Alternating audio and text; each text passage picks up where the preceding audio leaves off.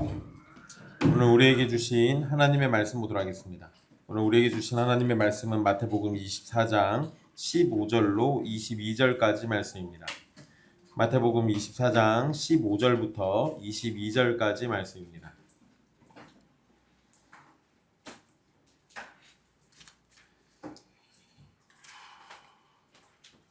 귀하신 하나님의 말씀 받들어서 읽도록 하겠습니다. 그러므로 너희가 선지자 다니엘이 말한 바 멸망에 가증한 것이 거룩한 곳에 선 것을 보거든 읽는 자는 깨달을진저 그때 유대에 있는 자들은 산으로 도망할지어다. 지붕 위에 있는 자는 집 안에 있는 물건을 가지러 내려가지 말며 밭에 있는 자는 겉옷을 가지러 뒤로 돌이키지 말지어다. 그날에는 아이 벤 자들과 젖 먹이는 자들에게 화가 있으리로다. 너희가 도망하는 일이 겨울에나 안식일에 되지 않도록 기도하라. 이는 그때 큰 환란이 있겠습니다. 창세로부터 지금까지 이런 환란이 없었고 후에도 없으리라. 그 날들을 감하지 아니하면 모든 육체가 구원을 얻지 못할 것이나 그러나 택하신 자들을 위하여 그 날들을 감하시리라. 아멘. 이 말씀은 살아계신 하나님의 말씀입니다. 죄송합니다. 노원이 와가지고 글씨가처럼. 네.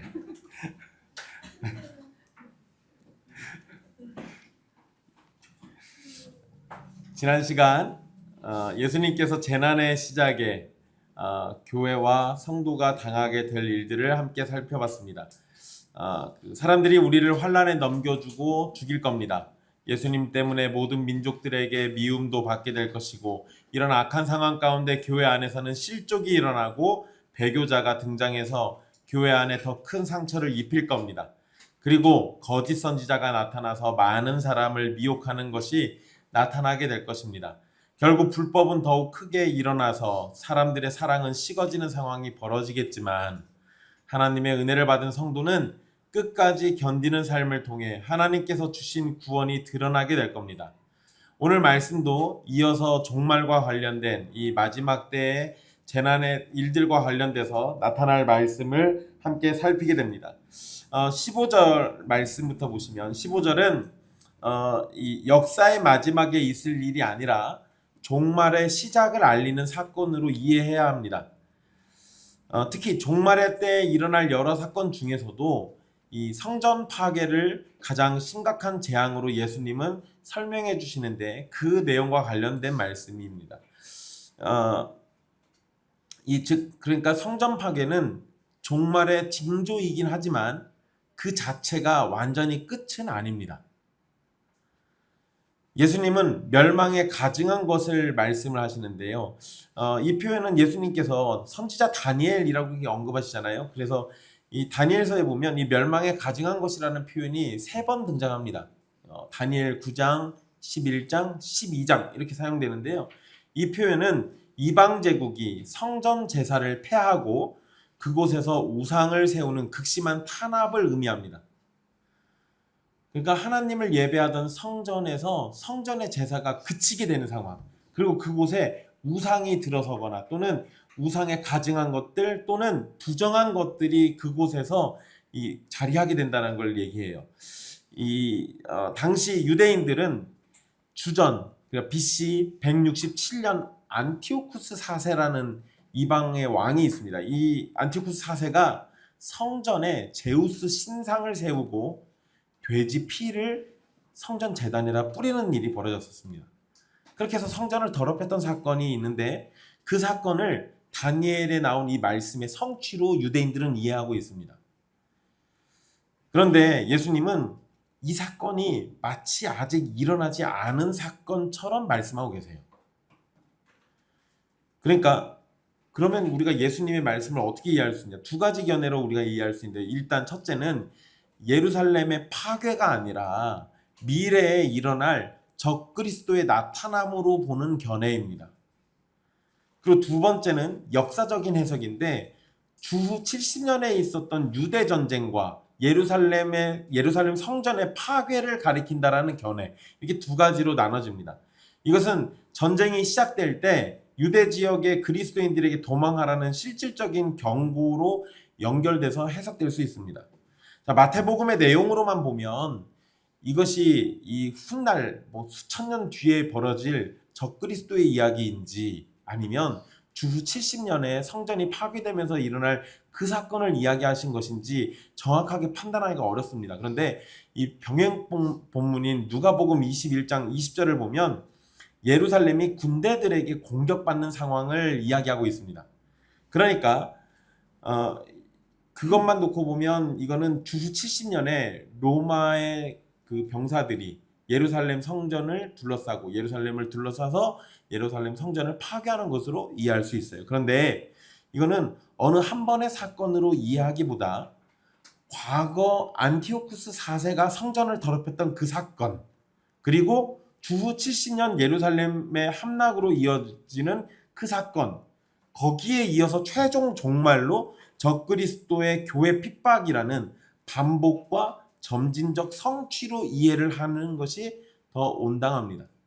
그러니까 유대인들이 생각하는 것도 버리지 마시고 또 이 본문을 두 가지 견해로 나눠서 이해하고 있는데 그것도 그렇게 할 것이 아니라 다 같이 이해하라는 겁니다.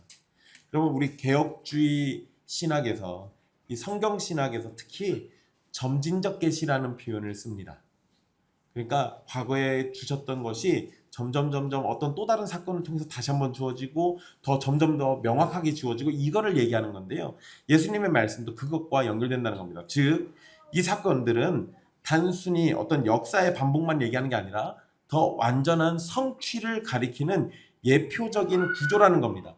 안티오쿠스 4세의 성전 모독은 주후 70년 예루살렘 함락을 가리키고 있었던 거고, 주후 70년의 사건은 역사의 마지막에 있을 더 완전한 가증한 것, 그것의 출현을 가리키고 있는 거예요. 그러니까 우리가 만약에 어떤 거룩한 곳에 가증한 것이 들어서는 상황을 보게 된다면 그것으로 끝이라고만 볼 것이 아니라 그것이 더 훗날에 있을 최종적인 걸 가리키는 걸지도 모른다라는 그런 전제를 가질 필요가 있어요.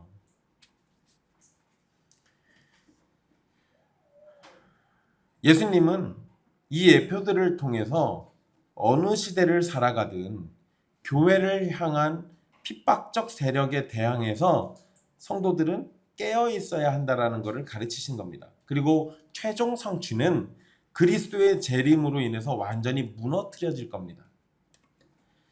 15절의 사건이 발생했을 때, 그러니까 이 멸망에 가증한 것이 거룩한 곳에 서는 이 상황이 벌어졌을 때 유대 지역에 있는 자들은 산으로 도망하라고 예수님께서 16절에 말씀하십니다.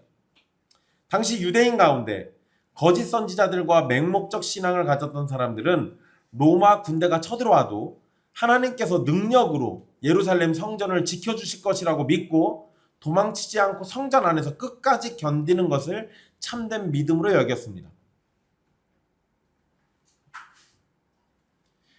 하지만 임박한 환난 앞에서 왜곡된 신앙과 잘못된 확신에 빠지지 말고 실제적으로 도망하라는 것이 예수님의 가르침이에요.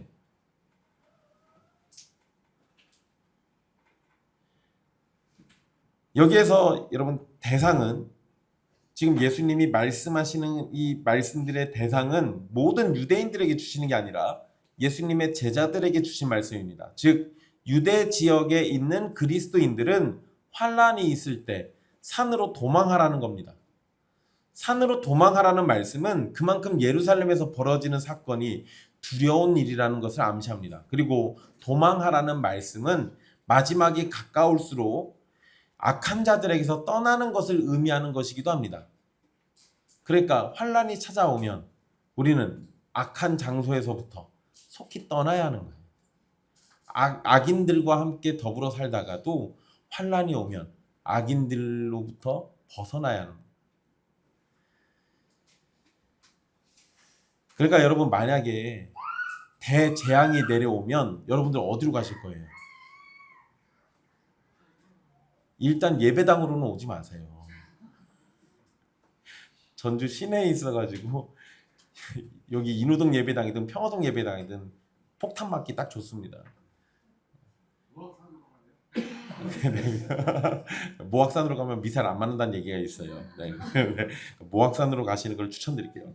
네. 확실히 뭐 성경적이죠. 산으로 가라고 했으니까 산으로 가셔야지.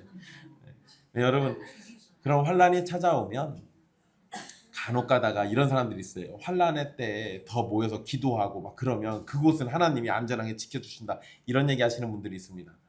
아니요, 여러분 미사일이 눈이 달려가지고 교회를 피해서 떨어지거나 이러진 않아요. 그러니까 그런 거에 대한 헛된 믿음은 버리시고 도망칠 수 있을 때 도망치는 게 맞습니다.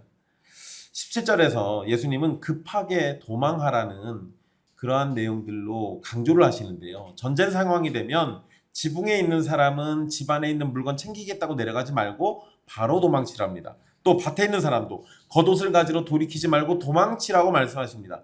그런데 여러분 여기에서 겉옷은 중동 지역에서는 필수적인 옷이에요. 고대 근동에서 겉옷은 낮에는 햇빛과 모래바람을 막아주고 밤에는 이불 역할을 합니다. 생존의 필수품이자 가장 큰 재산이에요. 겉옷이 없으면 저녁에 얼어 죽을 수도 있습니다. 그래서 구약 성경에 보면 겉옷을 저당 잡혔다가도 해가 지면은 되돌려주라는 얘기가 있어요. 돈을 못 받았더라도 겉옷은 돌려주라 되어 있습니다. 왜냐하면 그게 그 겉옷 가진 자에게는 그게 생명이거든요. 그러니까 생명까지 앗아가지 말고 충분히 돈을 내가 못 받았더라도 생명을 더 소중히 여기라는 것이 하나님의 가르침이에요. 그만큼 겉옷은 이렇게 중요한 겁니다. 그런데 이런 것도 다 챙기지 말라고 그래요. 그러니까 이런 필수적인 옷을 챙기지 못할 정도로 위급한 상황이니까 급하게 도망치라는 것이 예수님의 가르침입니다.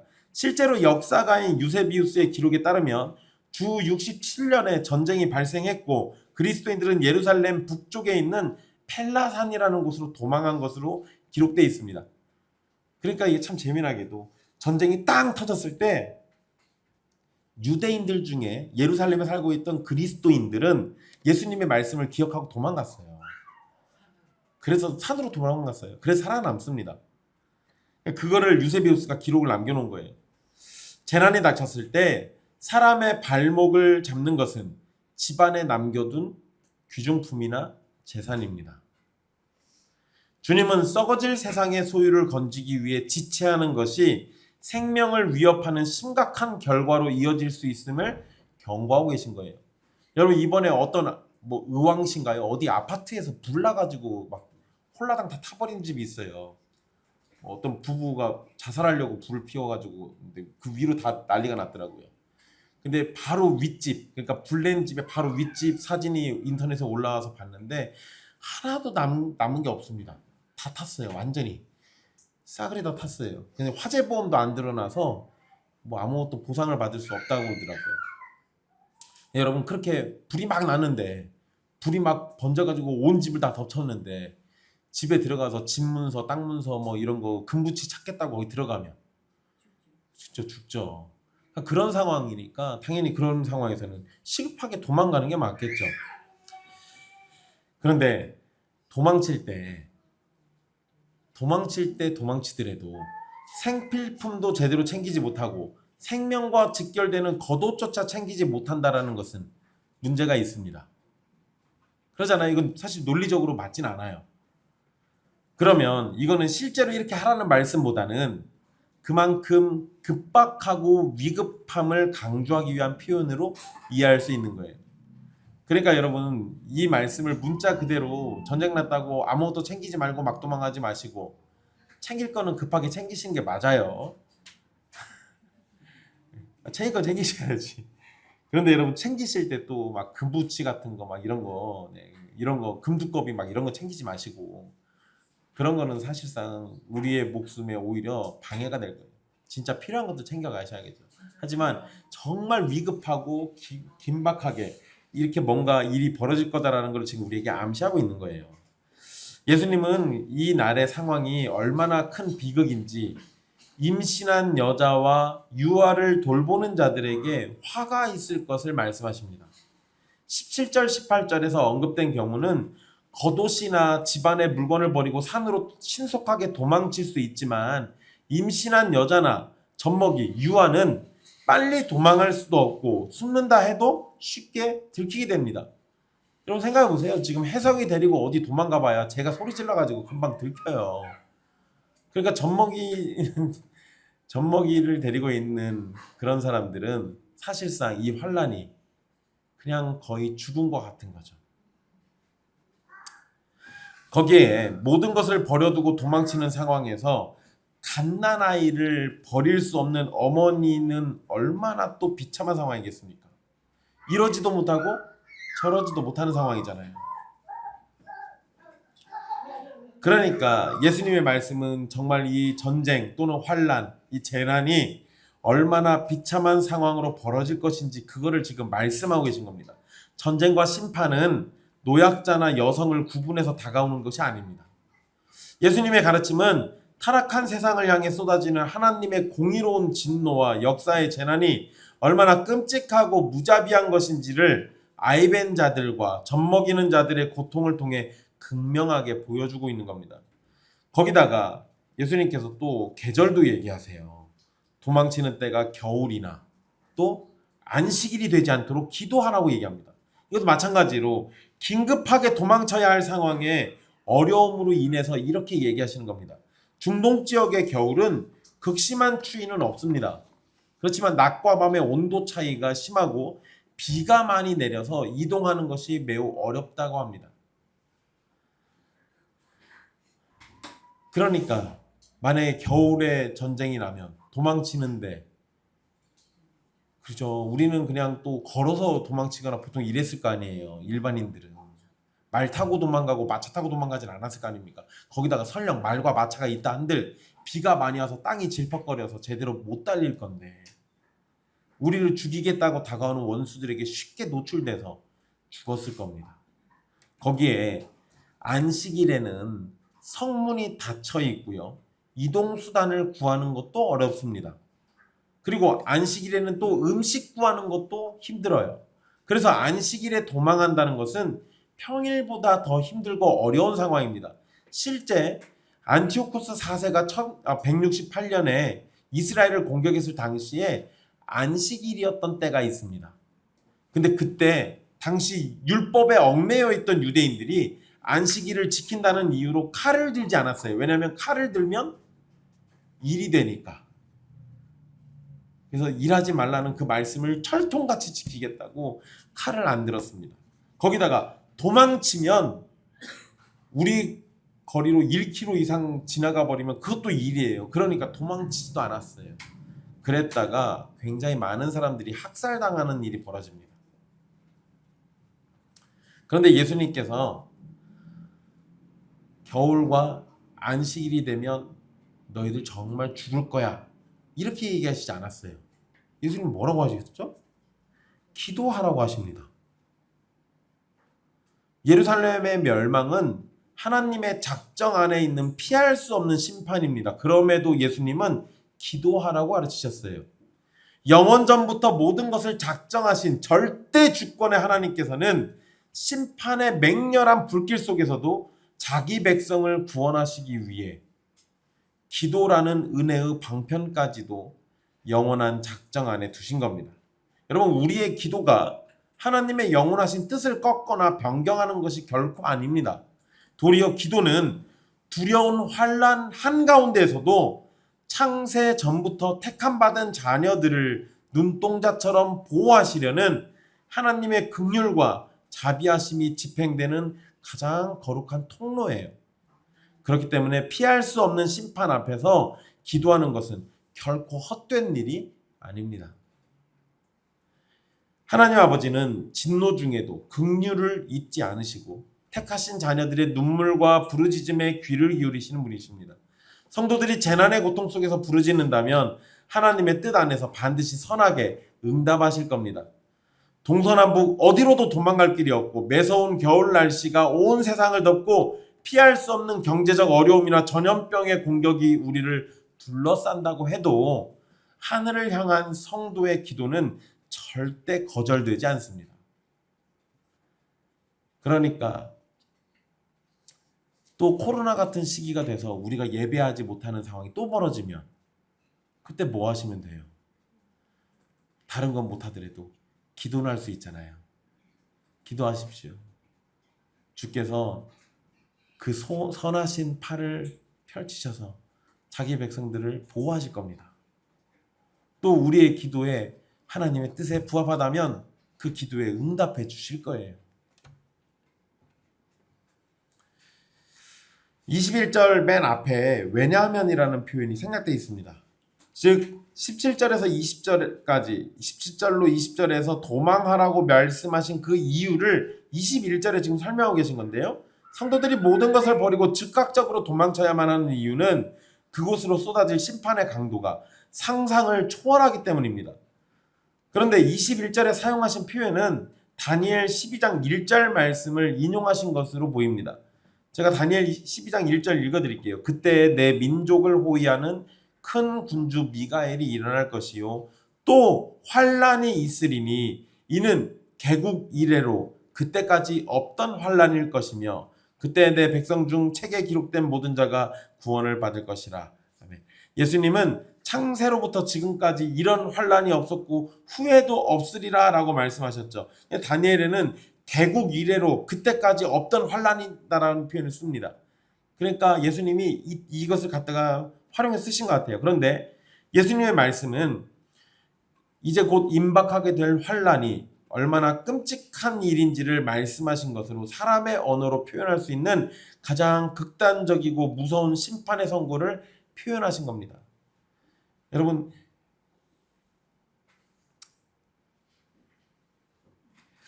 큰 환란, 창세로부터 지금까지 이런 환란이 없었고 후에도 없으리라 라고 이렇게 얘기하셨는데요. 여러분, 인간의 역사 속에서 우리 성경에 기록된 사건들 중에서 모든 사람들이 정말 큰 환란이라고 여겼던 일이 한 번 있죠.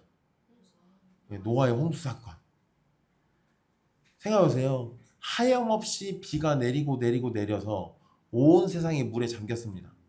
여러분, 그냥 내가 무슨 화살이나 총에 맞아서 죽으면 순식간에 죽겠지만 물에 잠겨 죽는 건요. 물이 차오르는 그 고통을 내가 감내하다가 빠져 죽는 거예요. 얼마나 비참한 겁니까? 얼마나 끔찍한 거예요. 물이 막 차오를 때 어딘가로 사람들은 막 도망치려고 했겠죠. 살아남으려고 높은 곳으로 막 올라갔을 겁니다. 그런데 자기들이 아무리 높은 곳으로 올라가도 그 물들이 끊임없이 차올라서 자기네들을 결국에는 다 집어삼켜요. 그때의 그 공포와 그 무서움, 두려움 이런 것들이 어떠했겠어요. 그런데 그것보다 더한 일들이 있을 거라고 얘기하죠.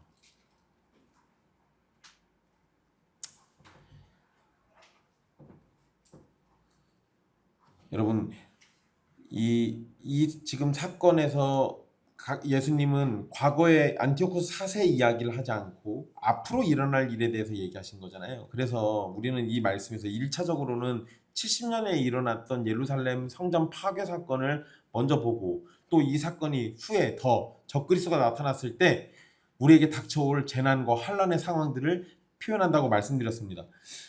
로마의 디도 장군이 예루살렘을 포위했을 당시에 성 안에 있던 유대인들은 굶주림 때문에 자기 자식을 삶아먹는 참상이 벌어집니다.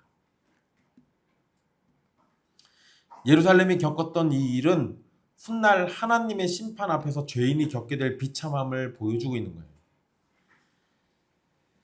예수님은 22절에서 고통의 날들이 감해지지 않았다면 모든 육체가 구원을 얻지 못할 것이라고 말씀하십니다. 하지만 하나님은 택하신 자들을 위해 고통의 시간을 줄이시고 제한을 두실 겁니다. 그것이 지금 22절에서 하신 표현이죠. 하나님의 맹렬한 진노와 타락한 세상이 뿜어내는 악의 흉포함 앞에서는 그 어떤 위대한 영웅이나 강한 육체도 버텨낼 수가 없습니다. 고난을 이겨내는 것은 사람의 의지나 힘에 달려있지 않아요. 하지만 극심한 심판이 있는 중에서도 하나님은 택하신 자들을 위해서 은혜를 베풀어 주십니다. 이것이 핵심이죠. 우주적인 대환란이나 심판의 다가옴을 멈추거나 잘라내시는 이유는 하나님께서 택하신 교회를 보호하기 위함이에요. 세상이 심판을 향해 가는 것은 분명한 사실입니다. 이건 멈출 수가 없어요. 그러나 그 가운데 하나님의 자기 백성을 향한 긍휼과 사랑이 자리하고 있는 것도 분명한 사실입니다. 이스라엘 입장에서 가증한 것이 성전에 세워지는 일은 매우 비참하고 비극적인 일입니다. 역사의 끝이 다가오면 일어날 일들은 너무도 끔찍한 비극을 가져오겠지만 그 비극은 하나님 나라의 복음을 거부한 사람들에게 올 더 큰 비극보다 작습니다. 예수님의 말씀은 하나님의 보호 가운데 안전할 것이라고 생각했던 예루살렘이 안전한 곳이 되지 못한다라는 점을 알려주는 거예요. 예수님께서 이스라엘이 역사 속에서 겪게 될 고통을 말씀하신 것은 그들이 사실 이러한 말씀을 듣고 회개하기를 바라신 거죠. 회개할 기회를 주고 계신 겁니다. 그리고 사랑하는 제자들이 그 위험을 미리 알고 피하게 하시기 위함이에요. 그런데 유대인들은 회개할 기회를 버리고 결국 비참한 재앙을 받아야 했습니다. 이건 그러면 이제 오늘날 우리에게도 동일한 의미로 다가오겠죠. 믿지 않는 자들에게는 예수님의 이 말씀이 회개할 기회로 다가가는 것이고, 믿는 자들에게는 이러한 환난이 있을 때 주께서 우리를 보호하실 거라는 그 말씀을 기억하시면 되는 겁니다. 앞에서도 말씀드렸듯이 주 70년에 예루살렘이 로마의 디도 장군에게 공격받았을 때 예수님의 말씀을 기억하고 산악지대로 도망쳤던 기독교인들은 목숨을 건졌습니다. 반면에 성전이 자신들을 지켜줄 것이라고 맹신에 빠졌던, 그래서 성전에 모여들었던 수많은 유대인들은 처참하게 학살당하고 맙니다. 실제로 주 70년에 예루살렘이 멸망하게 되고 이스라엘이란 나라는 사라지게 됩니다. 그리고 거의 1900년 동안 나라 없이 지내다가 미국과 영국을 통해서 이스라엘을 다시 회복하게 되죠. 사실은 회복보다는 빼앗은 겁니다. 어쨌든 이런 일들을 이스라엘은 겪게 돼요. 반면에 주님은 제자들을 보호하시기 위해서 이 말씀을 주셨습니다. 우리의 삶의 어려움은 끊이지 않고 찾아올 겁니다. 하지만 우리 주님은 그러한 모든 것을 알고 계시고 그러한 어려움 속에서도 돌봄의 은혜를 베풀고 계신 겁니다. 정말로 도망가야 할 상황이라면 생필품도 꼭 챙기시고 살아남을 수 있도록 준비를 하는 것이 분명히 필요합니다. 지붕 위에 있는 자는 집안에 물건 가지러 가지 말고 밭에 있는 자는 겉옷을 가지러 가지 말라는 말씀은 사실 매우 비합리적으로 들리죠. 겉옷이 없으면 어차피 죽습니다. 생존에 필수품이 없다면 어차피 죽어요. 주님께서는 지금 타락한 본성이 만들어내는 헛된 우상들을 향해서 경고하신 겁니다. 하나님의 심판이 쏟아지는 위기의 순간에 썩어질 세상의 겉옷을 움켜쥐려 뒤를 돌아보는 자는 롯의 아내처럼 영원한 멸망의 기둥이 될 겁니다. 심판의 날에 여러분의 통장과 소유와 얄팍한 이성적 계산은 결코 영혼을 건져내지 못합니다. 주님의 이 준엄한 명령은 세상을 향한 모든 애정, 애착을 십자가에 못 박고 오직 말씀에 생명을 걸라는 거룩한 촉구입니다. 죄를 죽이지 않으면 죄가 당신을 죽일 겁니다. 예수님께서 그렇게 말씀하신 것은 이성적인 판단보다 절대적으로 하나님의 말씀에 순종하는 것이 구원받은 자의 마땅한 삶임을 가르치신 겁니다. 구원은 나의 종교적 열광이나 결단에서 오는 것이 아닙니다. 무엇이든 우리는 예수 그리스도의 입에서 나온 말씀을 따라 내 고집을 꺾고 몸을 움직여 순종하는 것이 우리에게 필요한 겁니다. 예수님께서 십자가 위에서 죽으신 건 합리적입니까? 아니요. 사실 그것도 굉장히 비합리적입니다. 왕 중의 왕이신 예수님이 죄인의 모습으로 죽으신 일은 매우 비합리적입니다. 하지만 이런 비합리적인 일은 우리를 구원하시기 위한 가장 최고의 길이었습니다. 우리를 공격하는 대적들은 임산부나 젖먹이는 자라고 해서 자비를 베풀지 않습니다. 우리를 찾아오는 환난과 고난도 마찬가지입니다. 그래서 우리의 대적들과 달리 우리의 연약함과 환난을 체휼하시며 죽기까지 우리를 사랑하신 예수님과 예수님의 이 말씀들의 상황들은 대조를 이루고 있습니다. 창세 이후로 가장 끔찍하고 전무후무한 하나님의 진노가 죄인들을 향해서 내려질 겁니다. 그런데 하나님의 진노 앞에서 죄인들은 어떤 방법도 찾지 못하고 말로 표현할 수 없는 영원한 비참을 받게 될 거예요. 그런데 하나님은 택하신 자들을 위해서 도피처를 만들어 두셨어요. 그 도피처는 그런데 그냥 만들어진 게 아니죠. 창세 이후로 가장 끔찍하고 전무후무한 하나님의 진노를 자신의 온몸으로 대신 받으신 예수님의 죽음으로 만들어진 겁니다. 육신의 고통은 말할 것도 없고 하나님 아버지로부터 버림받은 것만 같은 영혼의 지옥을 예수님은 경험하셨습니다. 예수님은 십자가 위에서 나의 하나님 어찌하여 나를 버리셨나이까 라고 외치셨죠. 이건 성부와 성자의 본질적 연합이 끊어진 것은 아닙니다. 흠 없으신 성자 하나님께서 우리의 썩어 문드러진 죄악을 짊어지시고 십자가에 달리셨을 때 그곳에 창세 이후로 전무후무한 하나님의 맹렬한 진노와 저주가 남김없이 쏟아진 겁니다. 예수 그리스도께서 우리가 마셔야 할 지옥의 형벌이라는 쓴 잔을 단 한 방울도 남기지 않고 다 마시며 철저히 버림받으셨습니다. 바로 이 전적인 형벌적 대속의 은혜, 그분이 당하신 가장 끔찍한 환난만이 비참한 죄인인 우리가 피할 수 있는 유일하고 영원한 도피처입니다. 그러니 여러분의 영혼 가장 깊은 자리에 예수 그리스도의 피 묻은 십자가와 하나님의 영광이 자리하고 있는지 깊이 생각해 보십시오.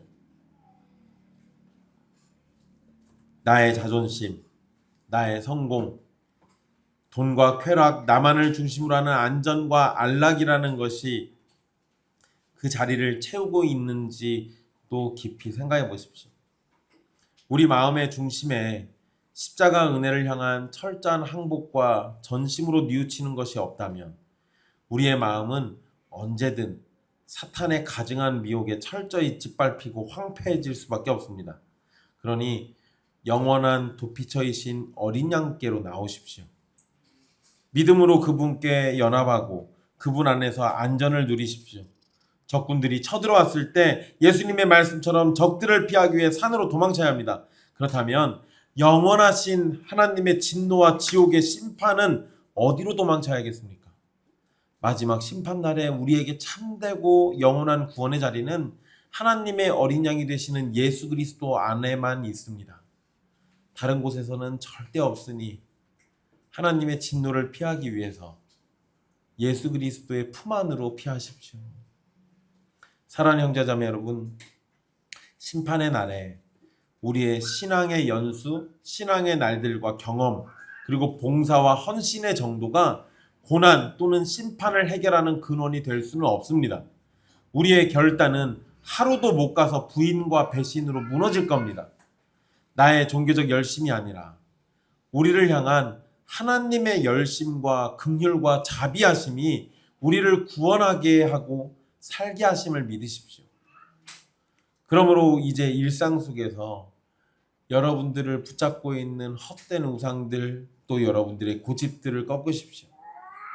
하나님의 은혜 안에서 분주함과 피곤함을 핑계로 미뤄줬던 기도의 골방으로 당장 나아가십시오. 주의 은혜 가운데 죄를 버리고 진리의 말씀 앞에 삶을 쳐서 복종시키십시오. 위기의 순간에 생존을 위해 겉옷을 챙기려는 세속적인 계산을 멈추고 피난처 되시는 예수 그리스도의 십자가 앞으로 온전히 나아가십시오. 대환란 속에서도 자기 백성을 끝까지 지키시고 돌보시는 주님의 영원한 날개 아래에서 참된 평안과 승리를 누리시는 여러분이 되기를 간절히 바라겠습니다. 기도하겠습니다.